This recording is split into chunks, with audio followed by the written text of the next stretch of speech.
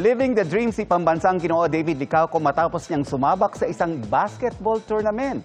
Bigatin din ang mga nakalaban niyang player na basketball veterans pa. Makichika kay Athena Imperial. Tulad ng maraming Pilipino, ball is life para kay David Licauco na kahit noong nakabakasyon sa Siargao, nagbasketball pa. At kahit nga busy sa taping para sa upcoming action series na Never Say Die with Jillian Ward, nag-set aside siya ng time para mag-training. Full day of action kami kahapon. Bigla nandito na ako ngayon. Medyo masakit na yung katawan ko. Ang pinaghahandaan ni David, ang paglalaro sa isang basketball tournament kanina, kung saan mga veteranong basketball player ang kanilang nakalaban. I think their import is playing in Europe. He's 6'11", I'm 5'11", you know. Living the dream si David na na-experience niya ito.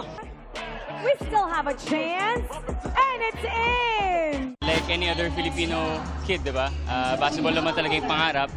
So yun din ako eh, di ba? So now, at my age, being able to, play in this level, talagang nakakataba ng puso and something na I would never forget. The level is definitely different from where I play, diba? So I have to keep on going.